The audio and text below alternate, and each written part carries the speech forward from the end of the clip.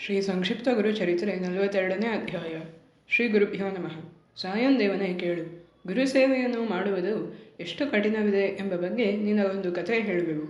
ಬ್ರಹ್ಮಾಂಶ ಸಂಭೂತವಾದ ತ್ವಷ್ಟ ಬ್ರಹ್ಮನಿಗೆ ವಿನಯಶೀಲನೆಂಬ ಮಗನಿದ್ದನು. ಆತನು ಗುರುಕುಲದಲ್ಲಿ ವಿದ್ಯಾಭ್ಯಾಸ ಮಾಡುತ್ತಿರುವಾಗ ಒಂದು ಮಳೆಗಾಲದಲ್ಲಿ ಗುರುಗಳ ಕುಟೀರವು ಸೋರತೊಡಗಿತು. ಆದುದರಿಂದ ಗುರುಗಳು ಆತನಿಗೆ ಬೇರೊಂದು ಪರ್ಣಕುಟೀರವನ್ನು ನಿರ್ಮಿಸಲು ತಿಳಿಸಿದರು. ಅದೇ ಸಮಯದಲ್ಲಿ ಗುರುಪತ್ನಿಯು ತನಗೆ ಹೊಲಿಗೆ ಇಲ್ಲದ ಕುಪ್ಪಸವನ್ನು ತಂದುಕೊಡು ಎಂದು ಆಜ್ಞೆ ಮಾಡಿದಳು.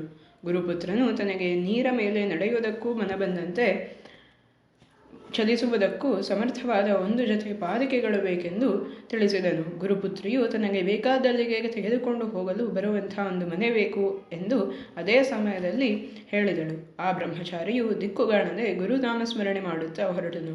ಆತನಿಗೆ ಅವಧೂತನೊಬ್ಬನ ದರ್ಶನವಾಯಿತು. ಅವಧೂತನು ಆತನಿಗೆ ಕಾಶಿ ಯಾತ್ರೆಯ ಮಹತ್ವ ತಿಳಿಸಿ, ನೀನು ವಿಶ್ವನಾಥನ ದರ್ಶನ ಪಡೆದರೆ ಎಲ್ಲ ಸಮಸ್ಯೆಗಳು ಪರಿಹಾರವಾಗುವವು. ನನ್ನೊಂದಿಗೆ ಕಾಶಿಗೆ ಬಾ ಎಂದು ನುಡಿದನು.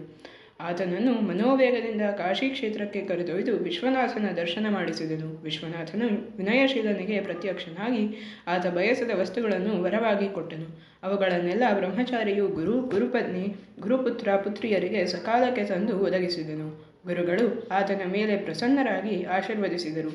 ಮುಂದೆ ಅದೇ ಶಿಷ್ಯರು ವಿಶ್ವಕರ್ಮನೆಂಬ ಬಿರುದು ಪಡೆದು ಪ್ರಖ್ಯಾತನಾದನೆಂದು ಗುರುಗಳು ಸಾಯಂದೇವನಿಗೆ ತಿಳಿಸಿ, ಗುರುಸೇವೆಯು ಇಷ್ಟು ಕಠಿಣವಾಗಿದೆ ಎಂದು ಹೇಳಿದರು.